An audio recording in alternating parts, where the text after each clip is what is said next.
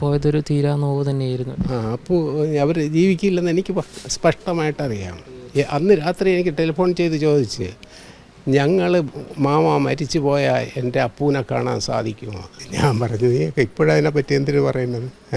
അതൊക്കെ കാണുമായിരിക്കും, നമുക്കതിനെ പറ്റിയൊന്നും അറിയില്ല എന്ന് പറഞ്ഞ് എന്തെടുത്താലും അവനിവിടെ വെച്ചിട്ട് അവർ എന്നും അവൻ്റെ ഭക്ഷണം എല്ലാം ഒരുക്കി അവിടെ വെച്ചേക്കും. മാമനോടെല്ലാം തുറന്ന് പറയും? എല്ലാം തുറന്ന് പറയും, കംപ്ലീറ്റ് എല്ലാം. എൻ്റെ ഡെയിലി വന്ന് 1 മണിക്കൂർ സംസാരിക്കും.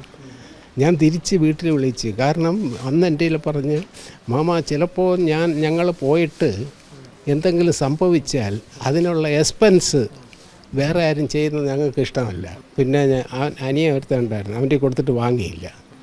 മുങ്ങി താഴ്ന്നിട്ട് വയറ്റിൽ വെള്ളമൊന്നും കയറിയിട്ടില്ല. പിന്നെ എങ്ങനെയാണ് ഇനിയിപ്പം പോസ്റ്റ്മോർട്ടം റിപ്പോർട്ട് വരുമ്പോൾ അറിയാം. 3 പ്രാവശ്യം രാമേശ്വരത്ത് പോയി മകന് വേണ്ടി ബലിയിടാനും അതിന്.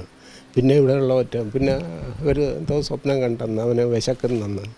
അങ്ങനെ പിന്നെ കൊട്ടാരക്കര ശ്രീ ഗണപതി ക്ഷേത്രത്തിൽ പോയിട്ട് 2000 ഉണ്ണിയപ്പം വാങ്ങി ഇവിടെയുള്ള ക്ഷേത്രങ്ങളിലെല്ലാം മകന് വേണ്ടി ഇങ്ങനെ ദാനം ചെയ്തുകൊണ്ട് കിടക്കും. പാവങ്ങൾക്ക് വേണ്ടി എന്തെങ്കിലും ചെയ്യണം, ഇത് മാത്രമേ അവനൊരു ചിന്തയുള്ളൂ.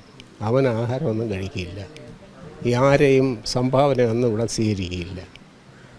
ആര് ഇല്ല എന്ന് പറഞ്ഞാൽ അവരെ പേര് നോട്ട് ചെയ്തിടാൻ പറഞ്ഞ്, അങ്ങനെ ഗേറ്റിൽ ഒരു ബോക്സ് വയ്ക്കാൻ പറഞ്ഞ്, അത് വെച്ചിട്ട് ആരെങ്കിലുമൊക്കെ കംപ്ലൈൻ്റ് ഉള്ള അതിലിട്ടാൽ ഇൻട്രസ്റ്റ് എടുത്താണ് കൊടുക്കുന്നത്. ഇപ്പോൾ ഈ പ്രോപ്പർട്ടി വിറ്റാലേ 2-3 കോടി രൂപ കിട്ടും.